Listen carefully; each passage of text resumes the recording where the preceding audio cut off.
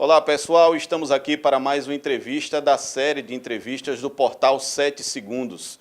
E o portal está recebendo aqui nos estúdios a deputada estadual Jó Pereira. A deputada Jó vai conversar um pouco mais com a gente, está em visita aqui à cidade de Arapiraca e vai conversar um pouco sobre os temas que são pauta do seu mandato parlamentar. Deputada que exerce o segundo mandato como deputada estadual. Deputada Jó, seja bem-vinda aqui ao portal 7 Segundos. Vamos bater um papo sobre todos os temas que fazem parte do seu mandato e também do dia a dia dos alagoanos, né, deputada? Muito obrigada pelo espaço de 7 segundos, Luciano. Agradeço a todos os que fazem o portal 7 Segundos de Notícia. Vamos conversar sobre muitos assuntos que a gente, causas importantes para Alagoas, e que eu entendo necessárias para o desenvolvimento do nosso estado, para o desenvolvimento e transformação de vida das pessoas que aqui vivem, que aqui amam viver, né? Então, muito obrigada ao portal por essa oportunidade. Maravilha. Deputada, um dos pontos assim mais cruciais do seu mandato diz respeito à defesa que a senhora faz da saúde como um todo, especialmente em tempos de pandemia, mas principalmente em relação aos pacientes com câncer, né? Recentemente, a senhora aprovou uma lei que destina a um fundo um percentual específico do orçamento, que deve ser aplicado obrigatoriamente no tratamento de pacientes com câncer. Essa lei foi aprovada. O que é que falta para essa lei entrar em vigor, ser executada, deputada? A lei foi aprovada, foi um projeto de lei de iniciativa minha, mas foi aprovada por todos os deputados, né?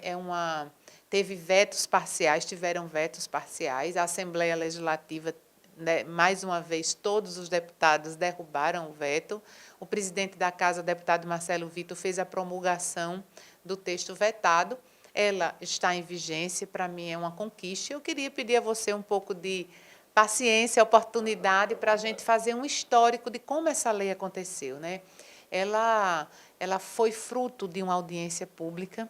A gente diz às vezes, para que audiência pública? A audiência pública é importante, sim, para a gente identificar e perceber os maiores desafios que as pessoas têm no seu dia a dia e como a gente vai poder construir para enfrentar esses desafios. E foi isso que aconteceu com a legislação, a criação do Fundo Estadual de Combate ao Câncer, né? Naquela oportunidade, na audiência pública, nós fizemos um vídeo comparando o tratamento de uma mulher com câncer pelo plano de saúde e de uma mulher com câncer de mama, ambas pelo Sistema Único de Saúde, pelo SUS. E foi muito impactante o resultado, Luciano, porque a gente percebia da fala da mulher que teve acesso ao tratamento através do plano de saúde, que ela comemorava a cura, a vida, que, graças a Deus, ela estava bem, que vinha fazendo os exames de rastreio do pós-tratamento. E quando a gente teve a oportunidade, na audiência pública, o vídeo foi gravado uma semana antes, e na audiência pública, quando a gente teve a oportunidade de ouvir o relato da outra mulher que usou o Sistema Único de Saúde, com todas as dificuldades que ela teve, ela gravou o vídeo já numa cadeira de rodas. Ela tinha falecido 2 dias antes da audiência pública. Muito triste. Naquela oportunidade, a gente percebeu que tinha que enfrentar esses desafios, esses obstáculos, porque quem tem câncer tem pressa. Olha, não dá para esperar. O tratamento do câncer, a doença, o que separa a vida da morte é uma linha tênue do diagnóstico precoce, do tratamento adequado, no tempo certo, na hora certa, da prevenção, já antes até do diagnóstico, mas muito mais o diagnóstico correto e o tratamento adequado. Então, a gente estudou os gargalos, a biópsia, que não é ofertada para o fechamento do diagnóstico, a falta de acesso aos exames como ressonância, a própria mamografia, as dificuldades de acesso e a qualidade da mamografia. Então, as cirurgias que não acontecem, que são adiadas e que não podem ser adiadas, não podem ser adiadas. Então, todos esses gargalos eu reuni com os centros de atendimento oncológico, que são os CACONs, que aqui em Arapiraca tem o Chama, né, que atende, que é regionalizado esse atendimento. É a Santa Casa, em Maceió, o UNACOM, que é o Veredas, o Hospital Universitário.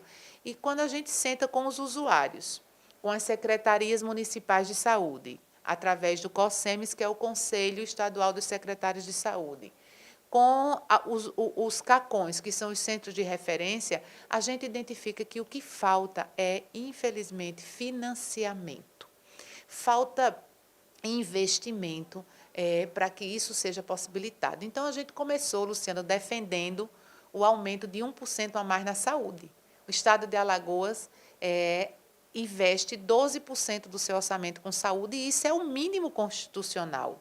Quando a gente tem um Estado que tem 92% das pessoas usuárias do SUS, né, com a densidade demográfica como tem Alagoas, quando a gente divide 12% do orçamento por todos os alagoanos e alagoanas, nós temos um valor por pessoa per capita muito baixo de investimento na saúde.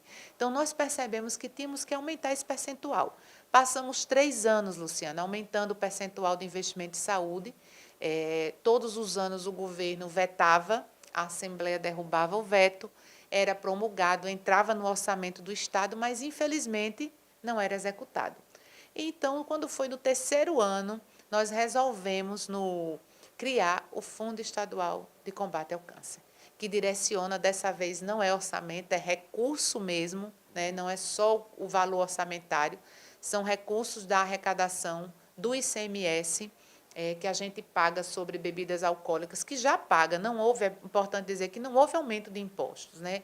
É o ICMS que já incide sobre bebidas alcoólicas, sobre o fumo, né? Cigarro, tabaco, cigarrilha, e o ICMS incidente sobre agrotóxicos. Então, esses recursos estão direcionados para este fundo, que vai financiar exclusivamente o enfrentamento do câncer, desde a prevenção até o tratamento adequado, passando pela necessidade do diagnóstico mais cedo possível, porque as chances de cura são maiores.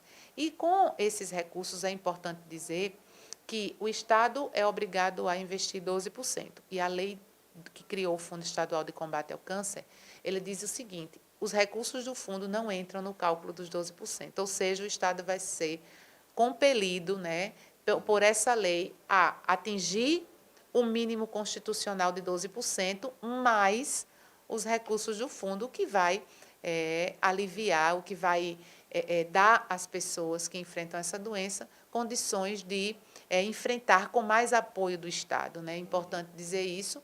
E o que é que falta? Regulamentação, né? O governo precisa regulamentar.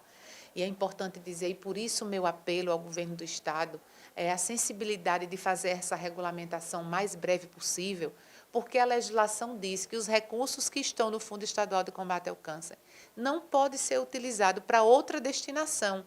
Então, eles já estão e já devem estar, porque senão é improbidade administrativa, não pode, né? O governo pode incidir, pode estar cometendo um ato fora do que diz a legislação. Enquanto esses recursos estão lá, enquanto não houver regulamentação, eles vão ficar parados, e as pessoas precisando do investimento na rede de oncologia, na rede de atendimento de saúde. Então, esse é o meu apelo para o governo do Estado regulamentar.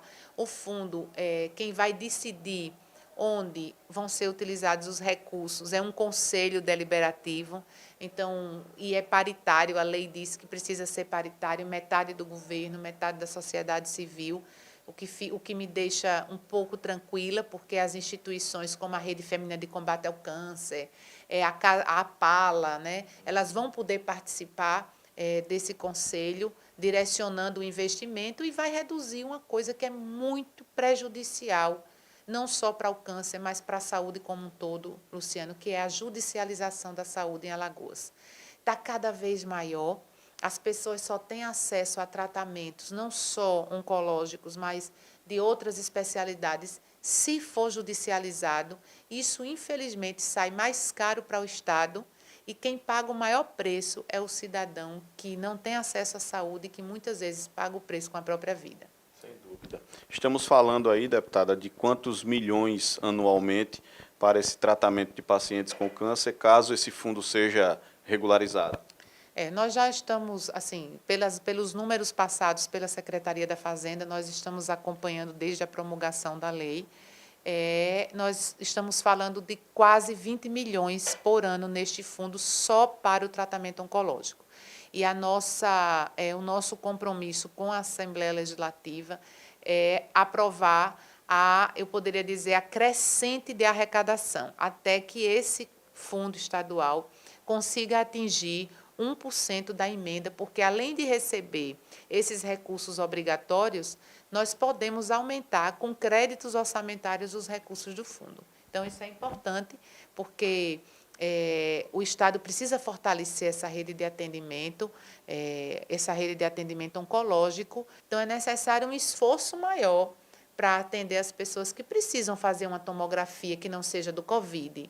Nós temos outras doenças, e todas elas, diante do Covid, foram negligenciadas pelo poder público, mas negligenciadas no sentido de que o poder público tinha a sua atenção voltada só para o Covid, e até pelas pessoas, porque as pessoas tinham até medo de sair de casa para fazer um exame, acessar uma unidade hospitalar. Por quê? Porque corria o risco de ser contagiado de ter Covid. Então, é necessário um esforço maior nesse momento do pós-pandemia, onde a gente já está com algumas, sem muitas limitações, eu poderia dizer, com algumas liberdades, que esse esforço maior de que as pessoas possam acessar os exames que deixaram de fazer, os procedimentos de saúde que deixaram de fazer, para que a gente não tenha aí, no futuro, um saldo negativo, não em razão de vidas, não em razão do Covid, mas em razão dessas outras doenças, desses outros problemas de saúde. Sem dúvida, deputada, 20 milhões é um excelente valor, é um valor que melhora bastante essa condição, considerando principalmente que o tratamento de câncer é um tratamento caro, né? E pouquíssimas famílias têm condições de fazer isso sem a ajuda do poder público, né? Sem a ajuda do governo do Estado. Mas, deputado, um outro ponto também que é muito tocado e que a senhora defende bastante na Assembleia Legislativa são os produtores rurais, né? Afinal de contas, temos uma grande área de extensão rural, não só no interior, mas em todo o estado de Alagoas, né? Existe essa lei que desburocratiza e facilita o acesso de produtores rurais à isenção do ICMS na conta de energia. Isso é uma ajuda maravilhosa para os produtores rurais, para fazer com que eles tenham mais facilidade no investimento naquilo que realmente é necessário, que é na sua produção, né, deputado? Exatamente. E no momento de hoje, né, Luciano, onde aumenta o gás, o combustível, a energia elétrica com a bandeira tarifária vermelha aí, sendo um custo elevadíssimo para todos os cidadãos, mas principalmente para o pequeno produtor. E ontem eu recebi também uma notícia que essa isenção vai ajudar bastante, essa facilitação, Luciano, desde o governo Temer. O governo federal promulgou, sancionou uma lei, que a tarifa rural, que é uma tarifa que, naquela oportunidade, no momento da assinatura dessa lei, ela chegava a 30%. E ela está reduzindo até zerar, até não ter mais a tarifa rural em 2023. Ou seja, a conta de energia do produtor rural, da residência rural, ela vai aumentar independente de ter aumento de bandeira tarifária ou até mesmo da tarifa de energia. Por quê? Porque o incentivo vem reduzindo desde o final do governo Temer até 2023, a perspectiva é zerar. Então, é mais uma bandeira que a gente vai encampar aí com a nossa bancada federal, para pedir eu vou dizer assim, o retorno desse subsídio de 30% na tarifa. Mas, além disso, é importante dizer que a isenção, a desburocratização que essa lei estadual traz para o agricultor alagoano, para o pequeno produtor. Eu digo pequeno porque a isenção ela só alcança quem usa até 3.000 quilowatts por mês. E quem irriga, o custo de energia de uma propriedade rural, até 3.000 quilowatts mês, é justamente do pequeno produtor. Então, a gente vai aí dizendo que essa isenção, Luciano, que é importante essa informação.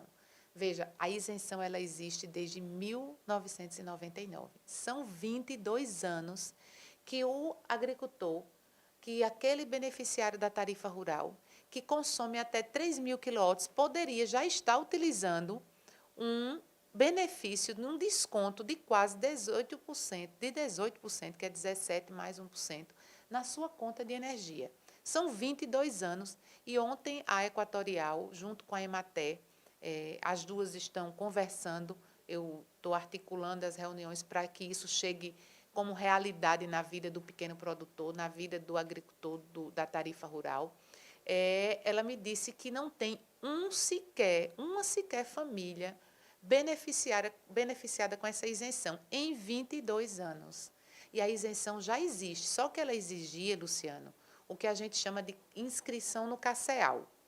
O pequeno produtor, para ter o benefício, ele tinha que se inscrever na Secretaria da Fazenda, abrir uma inscrição do produtor rural para ter acesso ao benefício. O que é que a legislação nova, que foi de minha autoria, aprovada por todos os deputados, o que é que essa legislação diz? Olha, você tem que ter a DAP. A DAP é como se fosse o RG do produtor rural. Para ele acessar qualquer política pública, ele tem que ter a declaração de aptidão rural. Ele, para abrir o PRONAF, ele tem que ter a DAP.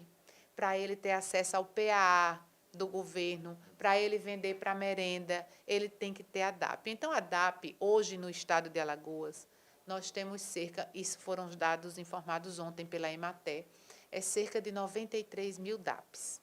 Ou seja, 93 mil famílias, né, produzindo, e DAPs válidas, isso sem considerar as que estão em processo de regularização, porque ela tem validade. Então, e na Equatorial, nós temos 38 mil famílias, cerca de 38 mil famílias com a tarifa rural. E todas essas famílias com a tarifa rural, que consomem até 3.000 quilowatts por mês, eles são potenciais beneficiados dessa isenção de menos 18% na sua conta de energia. Isso significa, Luciano, para o Estado, segundo dados da própria Equatorial, algo em torno de R$500 mil por mês. Isso não é nada para o Estado de Alagoas, para beneficiar quase 40 mil pessoas, 40 mil famílias.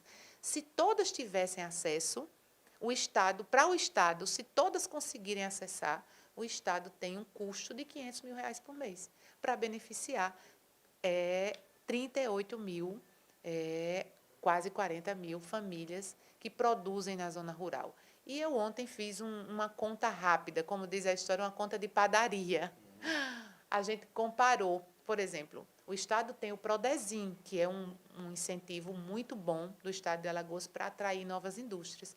A Coca-Cola é beneficiária do Prodezim, a Popular Alimentos, várias indústrias são beneficiárias, a própria Braskem é beneficiária do Prodezim, são beneficiadas com esse incentivo, que a cada R$100 de ICMS, ela só paga R$8.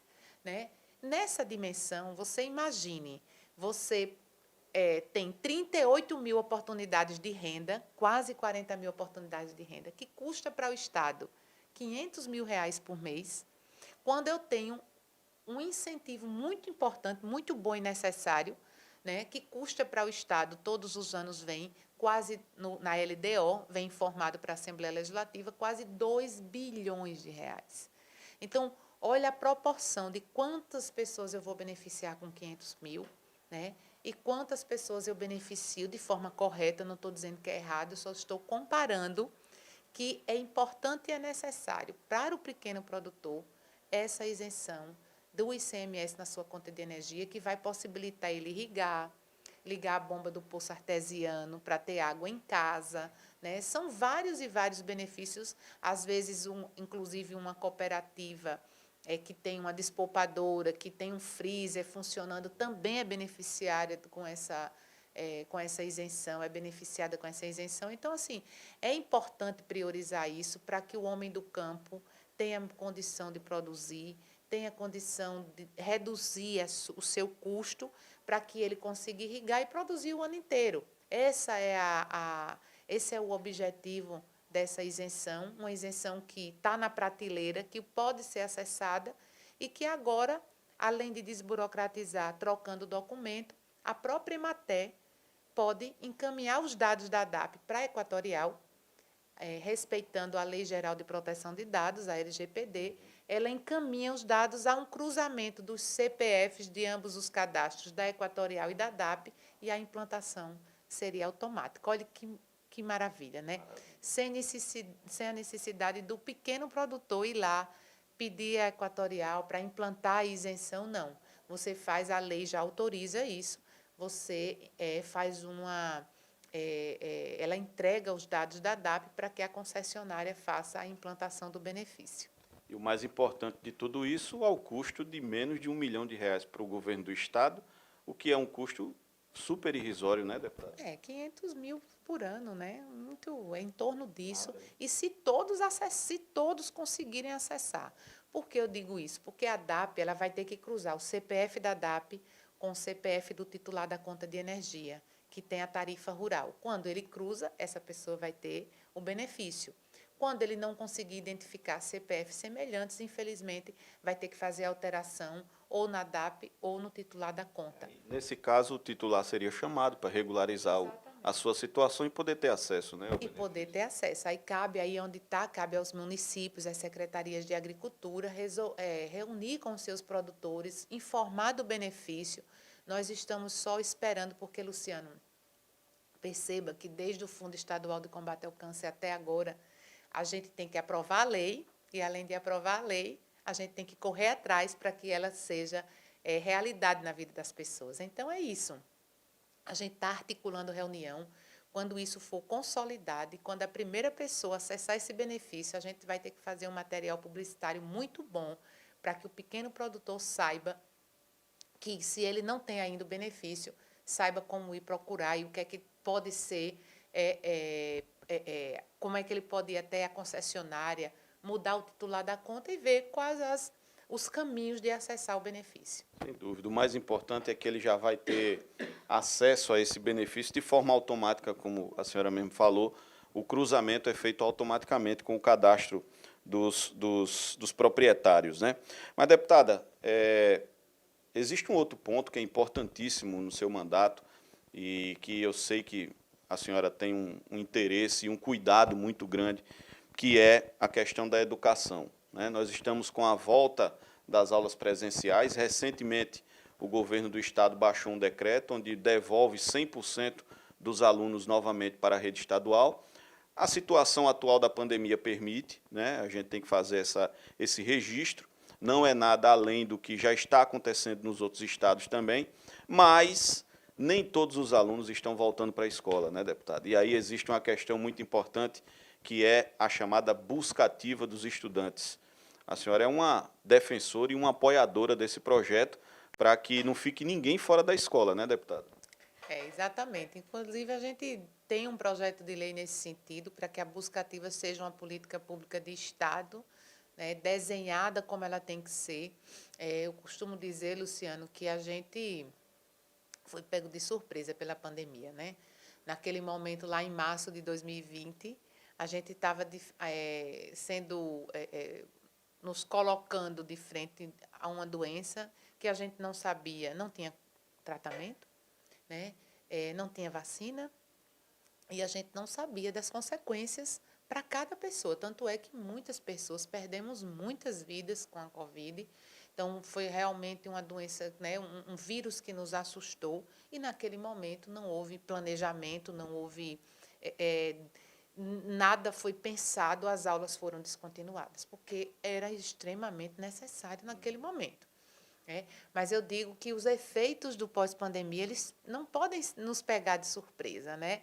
A gente tem que começar a planejar, ver quais as consequências dessa paralisação, as possibilidades de retorno, agora que nós temos vacina, ainda bem, né? A retomada em Alagoas, municípios começaram mais cedo, alguns em março, outros em agosto agora, né? E aí, até que todos voltaram, e agora a gente caminha para o 100% da aula presencial. Mas fica aqui que uma das políticas públicas que devem ser fortemente planejadas e executadas dentro das escolas dentro das secretarias de educação do Estado e dos municípios é a buscativa. E o que é a buscativa? É ir lá, as secretarias têm que ter equipes para buscar o aluno que abandonou, que evadiu, que fragilizou o seu vínculo com a escola, porque a gente não pode perder, não pode deixar ninguém para trás, né? E a gente sabe que as consequências de não estar na escola, elas são multissetoriais, né? Às vezes o aluno não vai para a escola porque não tem o sapato, não tem a chinela, não tem, né? Às vezes até não se sente bem, quer ir com o sapato e está correto. Às vezes ele é vítima de bullying na escola, outras vezes ele está doente, não está acessando o serviço de saúde. Então, é necessário que a Secretaria de Educação, junto com as demais secretarias, de forma intersetorial, de forma simultânea, a buscativa ela não é uma ação exclusiva da educação. Não pode ser.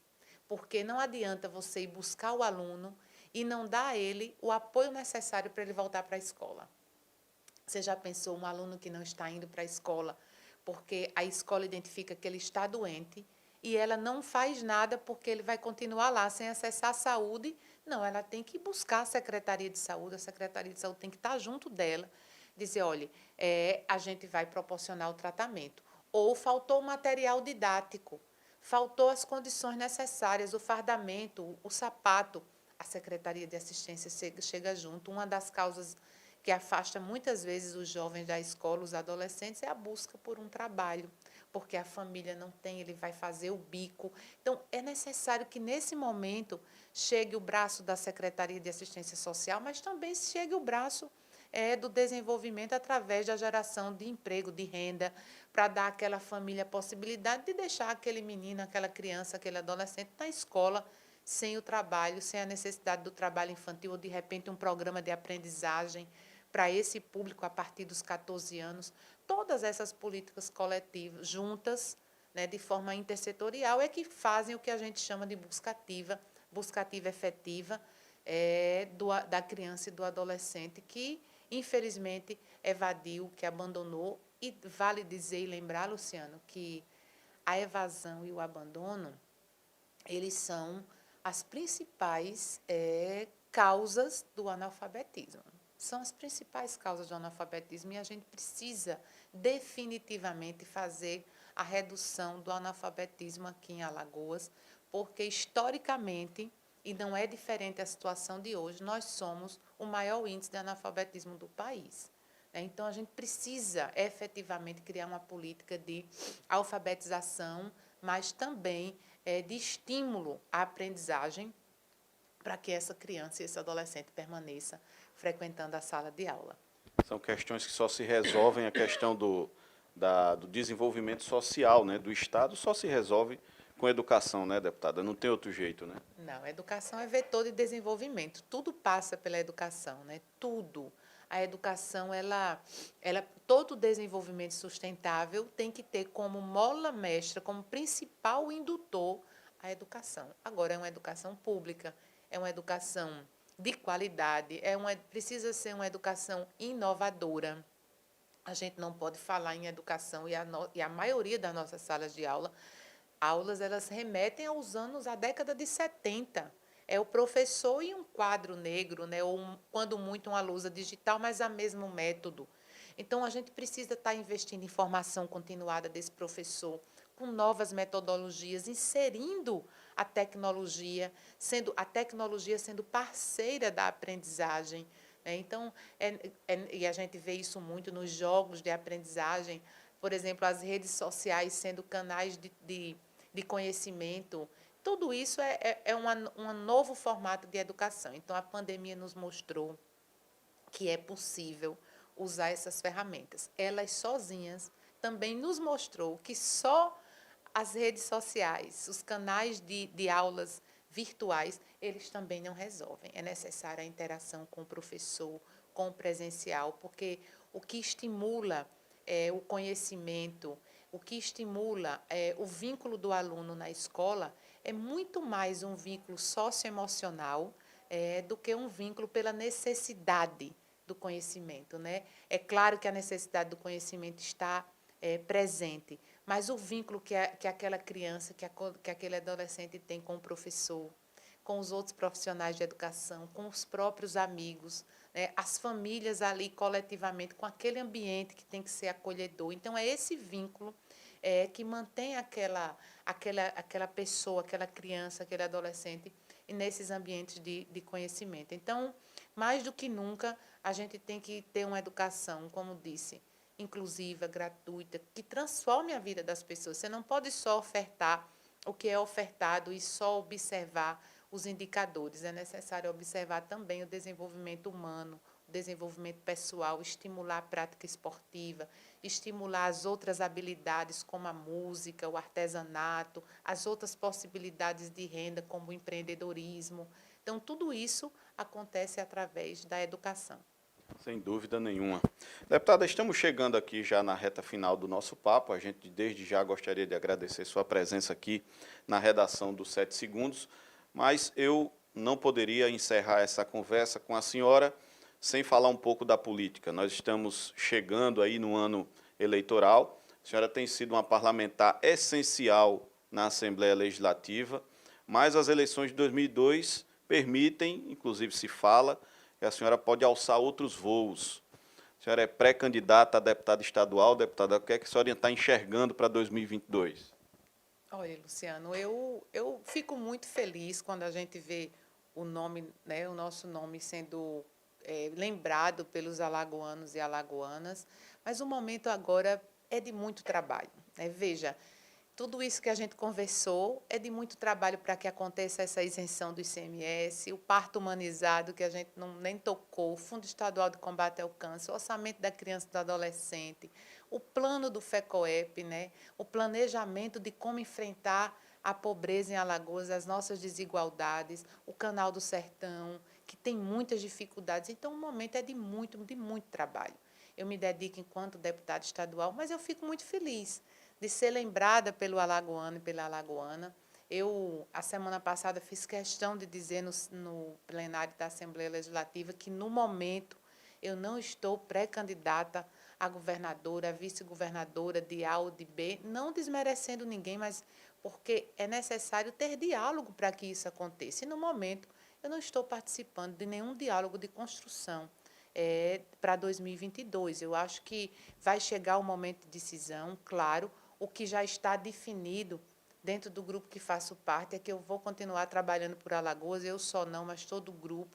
Vamos continuar trabalhando por Alagoas, seja como deputada estadual, seja como deputada federal, governadora, senadora. Estou preparada para qualquer desafio, porque entendo que Alagoas precisa de muito trabalho, de muita responsabilidade, de muita dedicação, Luciano. Os nossos problemas não são problemas fáceis, como não é em todo o Brasil, são desafios enormes e que não se resolvem. Muitas vezes querem fazer crer que se resolve, mas não se resolve de forma simples. Não se resolve da noite para o dia. É necessário tempo, é necessário fortalecimento daquilo que eu chamo de política pública de Estado, contínua, por muitos anos, para que a gente possa vencer os nossos maiores desafios. É resultado de muito planejamento. Então, é um momento de trabalho, né? É um momento de me dedicar a esse mandato que me foi conferido por muitos alagoanos e alagoanas, mas já ficando feliz, né? Principalmente por ser o nome de uma mulher sendo cogitado, né? Estando aí nos números de pesquisas, mas fico muito feliz por isso. E uma coisa que eu percebo quando o nome é citado em algumas matérias de jornal, como candidata ou pré-candidata, é sempre dizendo da atuação da deputada Jo Pereira, né? É sempre fruto de um trabalho que começou em 2015, mas começou com o desejo, né, de conhecer a fundo as nossas dificuldades, porque ninguém está preparado para enfrentar esse desafio se não conhecer com detalhes as dificuldades que Alagoas passa, porque os problemas todos conhecem, mas as soluções elas precisam de muito mesmo dedicação, porque elas não são fáceis, elas são complexas e não depende só de uma pessoa, depende de muitas, assim como uma candidatura Não depende só de uma pessoa, depende da vontade popular. É a primeira. Se esse desejo não for do povo, ele não é um desejo, ele não é eu poderia dizer, um desejo pessoal, tem que ser um desejo das pessoas. Depois, um desejo de grupos políticos, de lideranças políticas, do próprio partido. Isso tudo é construído ao longo desse caminho. É claro que diálogos acontecem dentro dos partidos, mas eu tinha a obrigação de esclarecer que eu ainda não estou fazendo parte de nenhum diálogo de construção de chapa de majoritária no momento. Eu estou, nesse momento, fazendo aquilo que eu acredito e defendo na Assembleia Legislativa, que é reduzir o período eleitoral, estender o máximo que a gente pode o período administrativo, onde adversários, por vezes eleitorais, na época da eleição, precisam sentar à mesa e olhar não para o seu grupo político, não para você, mas para os alagoanos e alagoanas que precisam do trabalho de todos. Maravilha, essa foi a deputada Jó Pereira conversando com a gente aqui em mais uma entrevista do portal 7 Segundos.